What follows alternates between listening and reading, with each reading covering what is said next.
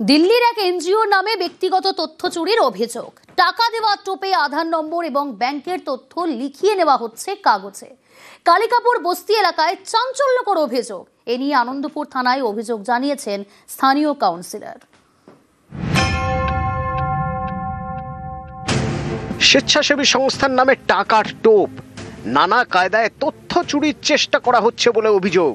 এই নিয়েই চাঞ্চল্য কলকাতা পুরসভার 108 নম্বর ওয়ার্ডের কালিকাপুরে। আমার কাছে ব্যাংক অ্যাকাউন্ট নাম্বার, আধার নাম্বার নিচ্ছে এনজিও থেকে এসে। হ্যাঁ নিল তো, আমার কাছ থেকেও নিল তো। আধার কার্ড আর ব্যাংকের বই, এই দুটোই, আর কিছু না। হ্যাঁ বলেছে যে ব্যাংকে তোমাদের নামে কিছু টাকা ঢুকবে, এই বলেছে, আর কিছু বলে।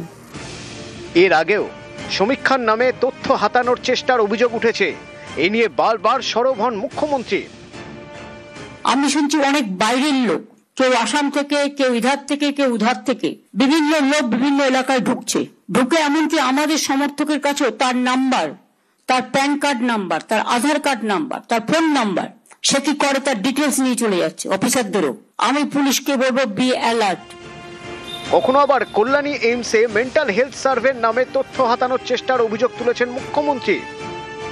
কল্যাণী এইমস সেন্ট্রাল গভর্নমেন্টের আন্ডারে মেন্টাল হেলথের নাম করে পরোক্ষভাবে এনআরসির নামে একটা সার্ভে করছে। আমি সমস্ত জনসাধারণকে আবেদন করব, যে কোনো সংস্থা যদি আপনাদের কাছে কোনো বাড়িতে কোনো ব্যাপারে সার্ভে করতে যায়, তাহলে আপনারা স্টেট গভর্নমেন্টের কাছে কোয়ারি করে জেনে নেবেন। স্টেট গভর্নমেন্ট যদি কোনো সার্ভে কোনোদিনও করে আপনাদের জানিয়ে দেবে। ফের তথ্য হাতানোর চেষ্টার অভিযোগ, এবার টাকার টোপ দিয়ে একেবারে কলকাতায়। ইএম বাইপাসের ধারে কালিকাপুর বস্তি এলাকায় শনিবার এখানে গিয়ে বাড়ি বাড়ি সমীক্ষা করেন নদিয়ার রানাঘাটের দুই মহিলা।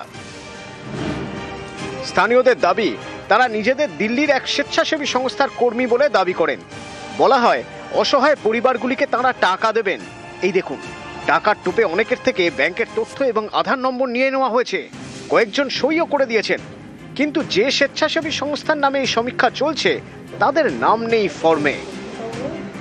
আমার হচ্ছে ব্যাংকের বইয়ের ছবি তুললো, তোমার আধার কার্ডের ছবি তুললো। তখন আমার ডাউট হয়েছিল যে ব্যাংকের বইয়ের এরকম ছবি তুলে পুরো ব্যাংকের বইয়ের পুরো ডিটেলস নিচ্ছে। তখন আমি এইটাই ভাবলাম যে যেহেতু ক্লাব থেকে এসছে, ক্লাবের সবাই আছে, যার জন্য ওটা ভেবেও আমি চুপ করে গেলাম। উপর মহলে যারা আছেন, আমাদের উপরে স্টাফ, ওনারা জানিয়েছেন বলেছেন, সেটা আমি জানি। কনসার্ন লেটার বলে বা পারমিশন লেটার বলে, সেটা ওনারা করেছেন। ওটাতে তো আমরা থাকি না, আমরা যেহেতু ফিল্ডে কাজ করি, তো ওই লেটারও নাকি ওনাদের কাছে আছে। এ নিয়ে আনন্দপুর থানায় অভিযোগ জানিয়েছেন স্থানীয় কাউন্সিলর। স্বেচ্ছাসেবী সংস্থার কর্মী বলে দাবি করা দুজনকে জিজ্ঞাসাবাদ করেছে পুলিশ। এটা খটকা লাগাতে আমি তাদেরকে ডেকে যখন জিজ্ঞেস করি, তখন তারা বলে যে এটা আমরা কোনো কাজ করছি না, এটা দিল্লির একটা সংস্থা কাজ করছে। তারপরে আমি থানায় অভিযোগ জানাই। আমার মনে হচ্ছে এখানে কোনো বৃহৎ কোনো ষড়যন্ত্র লুকিয়ে আছে, কারণ যা ডকুমেন্টস নেওয়া হচ্ছে একটা গরিব মানুষের ব্যাংকের অ্যাকাউন্ট শূন্য করে দেওয়ার পক্ষে যথেষ্ট। নির্বাচন সামনে, আর তার আগেই এভাবে তথ্য সংগ্রহে কার্যত আতঙ্কের পরিবেশ তৈরি হয়েছে কলকাতা পুরসভার 108 নম্বর ওয়ার্ডের কালিকাপুর বস্তিতে। আনন্দপুর থানা এই ঘটনার তদন্তে নেমেছে। রাজ্যে এসআইআর চলাকালীন তথ্য হাতানোর চেষ্টার অভিযোগ, এ নিয়ে অনেকের মনে আতঙ্ক তৈরি হয়েছে বলে দাবি। এতে রাজনীতির হাওয়াও গরম।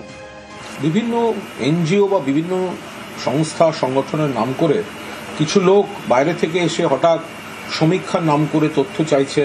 এরকম যাকে তাকে কাউকে দেবেন না, এবং সন্দেহজনক কেউ এলে বা বহিরাগত এই ধরনের কেউ এলে স্থানীয় প্রশাসন বা যারা দায়িত্বপ্রাপ্ত আছে তাদের সঙ্গে যোগাযোগ করুন। এইভাবে নিজেদের বা পারিবারিক পরিচয়, তথ্য, এগুলো তাদের হাতে তুলে দেবেন না। এটা আমরা বারবার বলছি, সতর্ক থাকুন এবং স্থানীয় যারা দায়িত্বপ্রাপ্ত আছে তাদের সঙ্গে যোগাযোগ করুন।